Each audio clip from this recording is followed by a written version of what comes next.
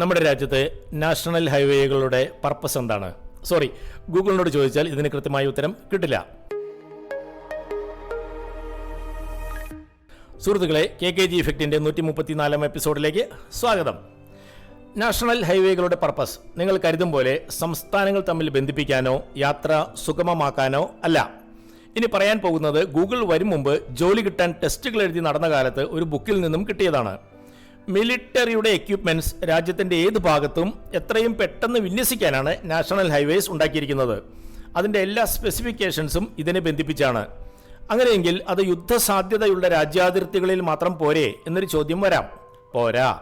ചില സന്ദർഭങ്ങളിൽ ആഭ്യന്തര കലാപങ്ങൾ യുദ്ധത്തേക്കാൾ ഭീകരമാകാറുണ്ട്. അതിർത്തി പോലെ തന്നെ പ്രാധാന്യമേറിയതാണ് രാജ്യത്തിന്റെ മറ്റു ഭാഗങ്ങളും. അപ്പോൾ ഇന്നത്തെ episode national highways of India. National ഹൈവേകൾക്ക് നമ്പർ കൊടുത്തിരിക്കുന്നത് ഒരു പ്രത്യേക രീതിയിലാണ്. ഇരട്ട സംഖ്യയാണെങ്കിൽ ഈവൻ നമ്പർ രാജ്യത്തിന്റെ വടക്ക് നിന്നും തെക്കോട്ടായിരിക്കും അത്. ഒറ്റ സംഖ്യയാണെങ്കിൽ ഓഡ് നമ്പർ രാജ്യത്തിന്റെ കിഴക്ക് നിന്നും പടിഞ്ഞാറോട്ടും. ഏറ്റവും നീളം കൂടിയ നാഷണൽ ഹൈവേ NH44 ഇരട്ട സംഖ്യ, വടക്ക് നിന്ന് തെക്കോട്ട്, ശ്രീനഗർ ടു കന്യാകുമാരി.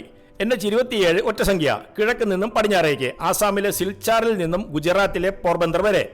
ഇതാണ് രാജ്യത്തെ രണ്ടാമത്തെ ദൈർഘ്യമേറിയ നാഷണൽ ഹൈവേ. ഇനി കേരളത്തിലെ ഏറ്റവും വലിയ നാഷണൽ ഹൈവേ NH66 ഇരട്ട സംഖ്യ, രാജ്യത്തിന്റെ വടക്ക് നിന്നും തെക്കോട്ട്.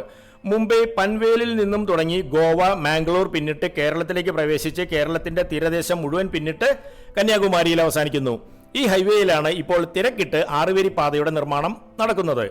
കേരളത്തിൽ ഇന്ത്യയുടെ കിഴക്ക് നിന്നും പടിഞ്ഞാറേക്ക് വരുന്ന ഒരു ഒറ്റ സംഖ്യ നാഷണൽ ഹൈവേ ഉണ്ട്, NH85. ബംഗാൾ ഉൾക്കടലിന്റെ തീരത്തുള്ള തോണ്ടി മുതൽ അറബിക്കടലിന്റെ ചാരയുള്ള കൊച്ചിയിലെ കുണ്ടന്നൂർ വരെ. ഇനി 3 നമ്പർ എന്തിനെ സൂചിപ്പിക്കുന്നു? അവസാന 2 അക്കത്തിന്റെ നാഷണൽ ഹൈവേയുടെ ഉപ റോഡുകൾ അഥവാ സബ്സിഡിയറി ഹൈവേസ്. ഉദാഹരണത്തിന് NH544 സേലം മുതൽ ഇടപ്പള്ളി ലുലു ജംഗ്ഷനിൽ NH66 ചേരുന്നു. ഇത് NH44ന്റെ ഒരു ഉപ റോഡാണ്. അവസാന 2 അക്കമുള്ള നാഷണൽ ഹൈവേയിൽ നിന്നായിരിക്കും അതിന്റെ തുടക്കം. 3 അക്കവും കഴിഞ്ഞ് ABCD എന്നിങ്ങനെ കൊടുത്തിട്ടുണ്ടെങ്കിൽ അവ ഉപ റോഡുകളുടെ ശാഖകളായിരിക്കും. എന്നാൽ ഇവ ഈ ഉപ റോഡുകളിൽ നിന്നും തുടങ്ങണം എന്നില്ല. ഒരു പുതിയ നമ്പർ കൊടുക്കത്തക്കോണം നീളം ഈ റോഡുകൾക്ക് ഉണ്ടാകില്ല. ഉദാഹരണത്തിന് കോഴിക്കോട് മുതൽ പാലക്കാട് വരെയുള്ള NH966 NH66ന്റെ ഒരു ഉപ റോഡാണ്. ഇതിന്റെ ശാഖകളായ NH966Aയും 966Bയും എറണാകുളത്താണ്.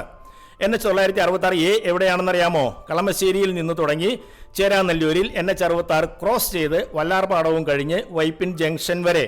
കണ്ടെയ്നർ ടെർമിനൽ റോഡ് എന്നും ഇതിന് പേരുണ്ട്. ഇതിന്റെ ദൂരം 17 കിലോമീറ്റർ മാത്രം.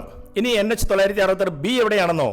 NH66 കുണ്ടന്നൂർ ജംഗ്ഷൻ മുതൽ വെല്ലിംഗ്ടൺ ഐലൻഡ് വരെ. നീളം വെറും 8 കിലോമീറ്റർ. വളരെ നാൾ ഇത് ഇന്ത്യയിലെ ഏറ്റവും ചെറിയ നാഷണൽ ഹൈവേ ആയിരുന്നു. ഇപ്പോൾ 5 കിലോമീറ്റർ മാത്രം നീളമുള്ള 2 ഹൈവേകൾ വേറെയുണ്ട്. ചില സ്റ്റേറ്റ് ഹൈവേകൾ നാഷണൽ ഹൈവേയേക്കാൾ മെച്ചപ്പെട്ടതാണ്. ഉദാഹരണത്തിന് കേരളത്തിലെ MC റോഡിലെ ചില ഭാഗങ്ങൾ. അതിരിക്കട്ടെ, MC റോഡിന്റെ MCയുടെ ഫുൾ ഫോം അറിയാമോ? Main central road. അങ്ങനെ പേര് വരാൻ കാരണം എന്താണ്? അങ്കമാലിയിൽ നിന്നും തുടങ്ങി തിരുവനന്തപുരം കേശവദാസപുരത്ത് അവസാനിക്കുന്ന ഈ റോഡ് കടൽ തീരത്തു കൂടിയോ മലയോരത്തു കൂടിയോ പോകുന്നില്ല, കേരളത്തിന്റെ നടുക്കുകൂടി പോകുന്നു. Main central road. കൊള്ളാല്ലേ? അപ്പോൾ സ്റ്റേറ്റ് ഹൈവേയും നാഷണൽ ഹൈവേയും എങ്ങനെ തിരിച്ചറിയാം? എളുപ്പമുള്ള ഒരു മാർഗം പറഞ്ഞു തരാം. മയിൽക്കുറ്റിയുടെ മുകൾ ഭാഗം മഞ്ഞയാണെങ്കിൽ നാഷണൽ ഹൈവേ, മുകൾ ഭാഗം പച്ചയാണെങ്കിൽ സ്റ്റേറ്റ് ഹൈവേ. ഗൂഗിൾ മാപ്പിൽ നാഷണൽ ഹൈവേയുടെ ഇൻഡിക്കേഷന് മഞ്ഞ നിറവും സ്റ്റേറ്റ് ഹൈവേയുടെ ഇൻഡിക്കേഷന് പച്ചത്തൊപ്പിയും കൊടുത്തു കാണാം. സുഹൃത്തുക്കളെ, യാത്ര ഒരു ഹരമാക്കൂ. അതോടൊപ്പം റോഡുകളെ കൂടി മനസ്സിലാക്കിയാൽ ആസ്വാദനം കൂടും. Bye from KKG.